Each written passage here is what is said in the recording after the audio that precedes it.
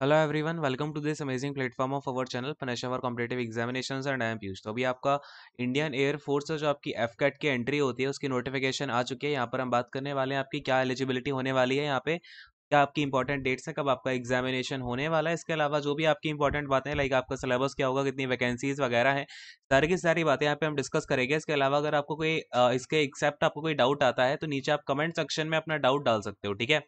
तो स्टार्ट करते हैं सीधा। यहाँ पे आपकी जो एफकेट की एंट्री है ये फ्लाइंग ब्रांच के लिए भी है और आपकी ग्राउंड ड्यूटी के लिए जो आपका technical and non technical entry होती है उसके लिए आपकी एंट्री आई है, और एनसीसी स्पेशल एंट्री भी इस बार आपकी है इसमें, ठीक है।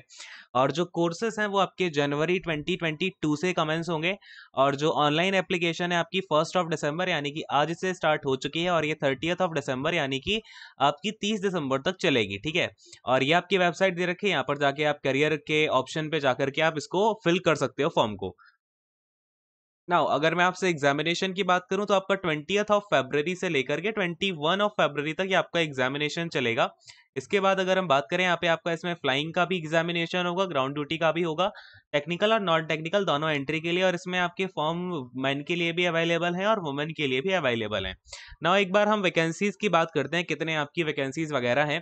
तो एसएससी में जो टोटल वैकेंसीज है वो 69 है एसएससी की कैटेगरी में। अगर मैं इसमें फ्लाइंग की बात कर रहा हूँ तो ये मैन एंड वुमन दोनों के लिए है। कोर्स नंबर आपका गिवन है। ग्राउंड ड्यूटी टेक्निकल के लिए आपका जो है पीसी है वो मैन के लिए है, एसएससी मैन और वुमेन दोनों के लिए है।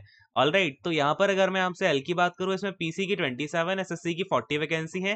देन आपका अगर मैं यहाँ पे एईएम की बात करूँ तो पीसी की 12 है और एसएससी की 17 है। ऑल राइट, फिर हम ग्राउंड ड्यूटी नॉन टेक्निकल पे आ जाते हैं। इसमें पीसी मैन के लिए है और एसएससी आपकी मैन के लिए, यानी कि इसमें वुमन के लिए वैकेंसी नहीं है नॉन टेक्निकल वाले में। तो एडमिन अगर मैं इसमें बात करता हूँ, एडमिनिस्ट्रेशन वाला जो आपका डिपार्टमेंट होता है, अकाउंट्स वाला और लॉजिस्टिक्स, ठीक है ना, 3 डिपार्टमेंट होते हैं इसमें आपके। पीसी में 12 है, एसएससी में 19 है, एडमिनिस्ट्रेटिव में अकाउंट्स में पीसी में 6 है, और फिर आपका एसएससी में 10 है। फिर लॉजिस्टिक्स में आपकी पीसी में 9 है, एसएससी में 14 है। नाउ फ्लाइंग की अगर हम बात करते हैं, यहाँ पे पीसी मैन है और एसएससी मैन एंड वुमेन दोनों के लिए 10 seats out of the CDSE vacancies for PC and 10% seats out of AFCAT vacancies for SSC, ठीक है। ये आपका पूरा वैकेंसीज का ब्रेकअप हो गया। नाउ अब हम आते हैं यहाँ पे आपकी जो टाइप ऑफ कमीशन है। पीसी का मतलब होता है आपका परमानेंट कमीशन, एसएससी का मतलब होता है शॉर्ट सर्विस कमीशन, ठीक है। ये आपका नॉन एक्सटेंसिबल होता है, और आपका पीसी क्या होता है कि आप एज ऑफ सुपर एनिमेशन तक अपना पूरा यहाँ पे अपनी ड्यूटी दे सकते हो, ठीक है। चलो एलिजिबिलिटी देखते हैं फटाफट से। आपको एलिजिबिलिटी में सबसे पहली बात आपकी नेशनलिटी क्या होनी चाहिए, इंडियन ही होनी चाहिए। देन आपकी एज कितनी होनी चाहिए भाई, जो आपकी एनसीसी स्पेशल एंट्री है या फिर आपकी फ्लाइंग ब्रांच की एफकेट की, तो 20 से 24 ईयर्स तक की आपकी एज होनी चाहिए। कब होनी चाहिए, 1 जनवरी 2022 को, ठीक है। तो डेट ऑफ रिकॉर्डिंग ध्यान में रखनी है आपकी, 1 जनवरी 2022 आपकी क्या है, डेट ऑफ रिकॉर्डिंग है, ठीक है। फिर आपको यानी कि ये अब पैदा होने की डेट हो जाएगी, इसमें दोनों डेट्स आपकी इनक्लूसिव हैं, ठीक है। तो इस बात को भी ध्यान में रखना है। इसके बाद में आपकी रिलैक्सेबल है, आपके पास अगर कमर्शियल पायलट लाइसेंस है तो आपकी एज रिलैक्सेबल है कितनी, 26 ईयर तक, क्योंकि इसमें 1-2 साल का आपका वो कोर्स की ड्यूरेशन होती है। फिर हम अगर ग्राउंड ड्यूटी की बात करते हैं तो आपका ये 20 से 26 ईयर्स की एज चाहिए है। अगेन आपकी डेट ऑफ अगर मैं डेट ऑफ रिकॉर्डिंग की बात करूं तो 1 जनवरी 2022 है। मैरिटल स्टेटस क्या है भाई, जो 25 ईयर से नीचे हैं उनको अनमैरिड होना चाहिए at the time of commencement of course, और विडो या फिर विडोअर्स जो भी हैं उनकी वो लोग एलिजिबल नहीं है, ठीक है। विडोवर्स या जो 25 साल से नीचे जिनकी उम्र है, ठीक है।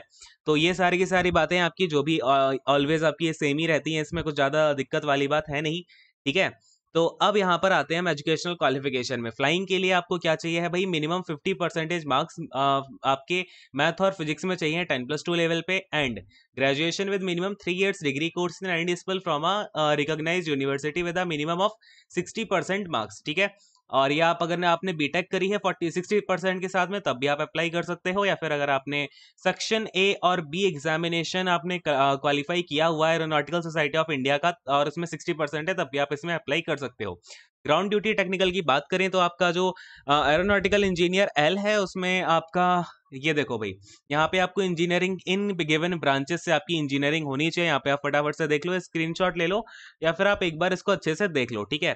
एरोनॉटिकल इंजीनियर अगर मैं मैकेनिकल की बात करूँ तो आपको ये गिवन ब्रांचेस हैं, इसमें से आपकी बीटेक होनी चाहिए। ग्राउंड ड्यूटी नॉन टेक्निकल की बात करूँ तो एडमिनिस्ट्रेशन एंड लॉजिस्टिक्स के लिए आपकी 10+2 पास होनी चाहिए, ग्रेजुएशन डिग्री होनी चाहिए, और आपका 60% मिनिमम आपकी उसमें मार्क्स होने चाहिए। अकाउंट्स सेम इसी तरीके से आपका 10+2 पास होना चाहिए, ग्रेजुएशन किसी भी आपकी गिवन में से कोई भी आपकी इसमें से डिग्री हो। देखो ये जो आपकी गिवन यहाँ पर आपकी गिवन स्ट्रीम्स दी गई हैं आपकी, इसमें से किसी एक स्ट्रीम में आपकी ग्रेजुएशन होनी चाहिए। मिनिमम 60% मार्क्स आर आपके यहाँ पे क्या है, कंपलसरी हैं। ठीक है, और यहाँ पर जिन्होंने 12th स्टैंडर्ड जिन्होंने 12th स्टैंडर्ड का एग्जामिनेशन पास किया है वही इन कोर्सेज को अप्लाई करें। ठीक है, ऐसा नहीं है कि आपने डिप्लोमा कर लिया और 10th के बाद तो वो लोग अप्लाई नहीं कर पाएंगे। तो ये सारी की सारी बातें होगी। इसके बाद फिजिकल और मेडिकल जो आपका स्टैंडर्ड है वो अपेंडिक्स ए में दे रखा है, वो आपका सेम ही रहता है हमेशा और वैसे भी। ठीक है, तो ये कुछ इंपॉर्टेंट बातें थी और यहाँ पर आई होप कि आपको सारी की सारी चीजें क्लियर हो गई होंगी। एक बार हम फटाफट से यहाँ पे देखो फी की अगर मैं आपसे बात करूँ तो 250 रुपीज है फी आपकी, नॉन रिफंडेबल है ऑफ कोर्स। एंड यहाँ पे आपकी कुछ और बातें हैं, अब मैं आप जरा सा आपको यहाँ पे लेके चलता हूँ। जो आपका सिलेबस है, एक बार फटाफट से हम थोड़ा सा सिलेबस को देख लेंगे। ये देखो सिलेबस आपका ये रहा। नाउ ये देखो सिलेबस आपका ये रहा। एफकेट की अगर हम बात करते हैं, आपका एग्जामिनेशन जो है ईकेटी का तो सिलेबस आपका अलग रहेगा टेक्निकल के लिए। देन जो एफकेट का है उसमें जनरल अवेयरनेस आएगी, वर्बल एबिलिटी आएगी इंग्लिश में, numerical ability and reasoning and military aptitude test आएगा।